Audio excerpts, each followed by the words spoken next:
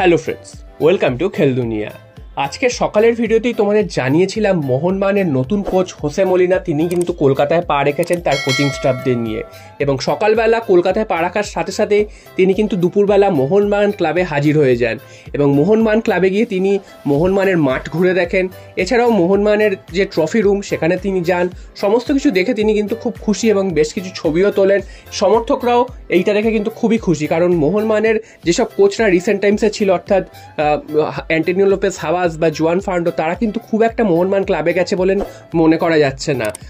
হাভাস তিনি তো প্রায় জানিনি কোনোদিন, এবং জুয়ান ফার্নান্ডো তিনি হয়তো এক দুবার গেছিলেন। তো হোসে মলিনা প্রথম দিন এসেই তিনি মোহনবাগান ক্লাবে গেলেন এবং মোহনবাগানের ঐতিহ্য সম্পর্কে জানলেন। এটা কিন্তু সমর্থকদেরও খুব খুশি করেছে, সেটা কিন্তু বলাই যায়। আর তোমরা জানো যে আগামীকাল মোহনবাগান দিবসে মোহনবাগান প্রথম প্র্যাকটিস শুরু করবে সকালবেলা। সেটা কিন্তু একটা খুব দারুণ ব্যাপার, কারণ এরকম একটা ঐতিহ্যপূর্ণ দিনে মোহনবাগান সমর্থকরাও কিন্তু আশা করে থাকবে নতুন প্লেয়ারদের সাথে পরিচিত হওয়ার, এবং নতুন প্লেয়াররাও কিন্তু মোহনবাগান সমর্থকদের সাথে পরিচিত হবে। তারপর কিন্তু প্রথম প্র্যাকটিস শুরু হবে খুব ভালো একটা দিনে, সেটা কিন্তু মোহনবাগান সমর্থকদের জন্য খুবই খুশির খবর।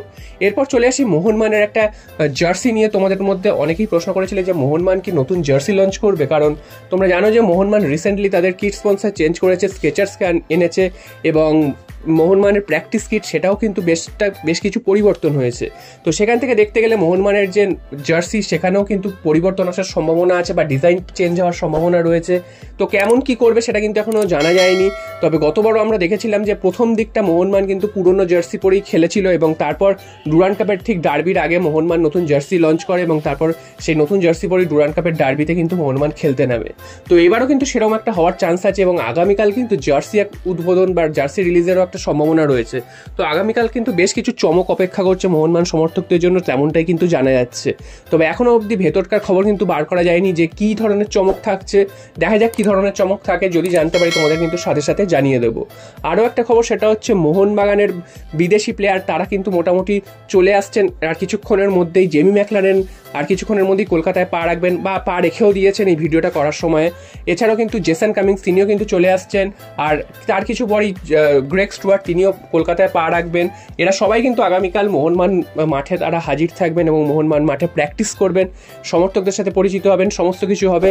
এছাড়া কিন্তু মোহনবাগানের আরও এক বিদেশি দিমিত্রি পেট্রাডস, তোমাদের সকালেই জানিয়েছিলাম যে তিনি পারিবারিক কারণে আর কিছুদিন 4-5 দিন পর কিন্তু কলকাতায় পা রাখবেন, এবং রড্রিগেজ তিনি কিন্তু ভিসা সমস্যার জন্য আসতে পারছে না, তার ফ্লাইট কিন্তু ক্যান্সেল হয়েছে, সেটাও তোমাদের জানিয়ে দিলাম। এছাড়াও দেশি প্লেয়ার তারাও কিন্তু মোটামুটি চলে এসছেন, স্বদেশি প্লেয়াররা, এবং আজকে কিন্তু বিশাল কায়েত, শুভাশিস বোস তারাও কিন্তু মোহনবাগান ক্লাবে গেছিলেন। তো সব মিলে কিন্তু আগামীকাল একটা বিশেষ দিন মোহনবাগানের জন্য, এবং সেই বিশেষ দিনে কিন্তু নতুন টিম নিয়ে চ্যাম্পিয়নরা কিন্তু তাদের ঘরে ফিরছে বলা যায়, এবং সেরকমই কিন্তু একটা পোস্টার মোহনবাগান মাঠে দেখা যাচ্ছে যে চ্যাম্পিয়নদের হোম গ্রাউন্ড হিসাবে সেই পোস্টারটার সাথে সাজুজ্য রেখে কিন্তু কালকের মোহনবাগান তাদের প্রথম